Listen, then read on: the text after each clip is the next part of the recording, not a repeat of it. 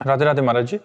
महाराज जी, एक कथा में आता है कि जब एक बहुत भीड़ एक जने को मार रही थी तो वो ठाकुर जी से मदद मांगने लगा, तो ठाकुर जी बीच भोजन छोड़ के भागते भागते निकले पर वापिस आ गए। तो जब पूछा गया कि क्यों वापिस आए तो कह रहे उसने पत्थर उठा लिया था, वो अपना सामर्थ्य उपयोग करने। महाराज जी कह रहे हैं कि बच्चे बड़े हो रहे हैं, काफी प्रयत्न के बाद भी नहीं मानते, बहुत बहस करते हैं, बदतमीजी करते हैं, तो ऐसे में प्रभु पर छोड़ दें क्या, या मैं टोकना ही छोड़ दूं? नहीं नहीं, अपने कर्तव्य का पालन कर। वहां की सीन अलग है। वो कथा ऐसी है कि एक संत अपना दंड कमंडल लिए बड़ी मस्ती से जा रहे थे नदी के किनारे किनारे, गंगा किनारे। तो एक धोबी ने कपड़े फैला रखा था, बहुत से कपड़े फैले हुए थे। अब वो भगवदानंद में इतने मस्त थे कि नीचे देखे ही नहीं। तो उसके दो चार कपड़ों में उसके पैर, तो वो जिस कपड़े से डंडा से कपड़ा धोता था ना, चाट से, वो लेके दौड़ा मारने के लिए। तो भगवान एकदम सावधान हो गए। तो जब वो मारने के लिए दौड़ा तो संत ने अपना डंडा उठा लिया, तो भगवान शांत हो गए। तो रुक्मिणी जी ने पूछा शांत क्यों हो गए?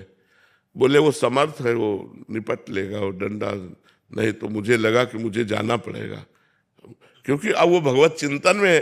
तो इसीलिए संत विरक्त और गृहस्थ आसक्त। अब आपका कर्तव्य है अपने पुत्र को पढ़ाना, डांटना, उसको सही मार्ग में लाना, ये कर्तव्य है। उस कर्तव्य में ये बात नहीं आती कि उस उदाहरण को यहाँ कर्तव्य। आप कोई सन्यासी थोड़ी हो, आप गृहस्थ हो। आपका कर्तव्य है अपने बच्चों को सत्मार्ग में चलाना। दोनों अधिकार के द्वारा हम उनको उन्नतशील बनाएं, उन्हें समाज सेवी बनावे, उन्हें राष्ट्र सेवी बनावे, उन्हें भगवत भक्त बनावे। तो ऐसा हमारा कर्तव्य है। सूरज शर्मा जी, हाथरस। श्री हरिवंश महाराज जी।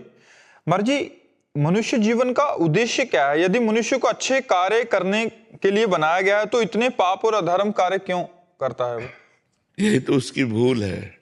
मनुष्य जन्म का कर्तव्य है साधन धाम मोक्ष कर द्वारा इस मनुष्य शरीर को पा करके हम मुक्त हो जाएं, हम भगवान को प्राप्त हो जाएं। पर वो अच्छे कर्म छोड़ करके बुरे कर्मों में, जैसे पानी को छोड़ो तो नीचे ही जाएगा, उसकी नीच गति है। पानी को कहीं भी छोड़ो उसकी नीच गति, अधोगति है। ऐसे मन और इंद्रियों को छोड़ दो तो इनकी नीच गति है। पापमय आचरणों में इनको बड़ा सुख मिलता है, इंद्रियों को। तो मनुष्य अगर अपने मन को ऊर्ध्वगामी बनाना चाहे तो जैसे जल को नीचे की गति वाले को ऊर्ध्वगामी बनाने के लिए यंत्र की आवश्यकता है, ऐसे ही मन को जो अधोगामी हो रहा है, इंद्रियों के भोगों की तरफ जा रहा है, उसे सावई मनः कृष्ण पदारविंदयो, भगवान के चरणारविंद की तरफ लगाना है तो मंत्र की आवश्यकता है। इसीलिए गुरु बनाया जाता है, गुरु के चरणों का आश्रय लिया जाता है, उनसे नाम मंत्र लिया जाता है, उनसे नियम लिए जाते हैं, जिनके द्वारा हम मन को धीरे धीरे गंदे आचरणों से हटाकर अच्छे आचरणों में लगाकर भगवान को रिझा सके, भगवान को प्रसन्न कर सके। पर मनुष्य भगवान को छोड़ करके भोगों में रत हो गया, भगवान को छोड़कर मनमानी आचरण करने लगा। आज आप लोग सत्संग सुन रहे हैं तो धीरे धीरे आप अपने मन को संभाल रहे हैं। बहुत से भाई बहन आते हैं कि हमारे आचरण गलत थे, हमने सत्संग सुन करके सुधारा। तो सत्संग ही सुधार सकता है, अध्यात्म ही आपको पवित्र कर सकता है, अध्यात्म ही आपको जीने की कला सिखा सकता है। नहीं तो आज पाप करोगे, कल भोगना पड़ेगा, मिट जाओगे, किसी काम के नहीं रहोगे।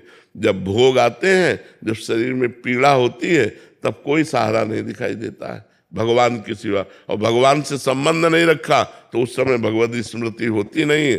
जीव महान दुख को पार सो परत्र दुख पावे, सिर धुनि धुनि पछताए, काले कर्म ईश्वर मिथ्या दोष लगाए। इसलिए अभी भजन कर लो, अभी नाम जप कर लो।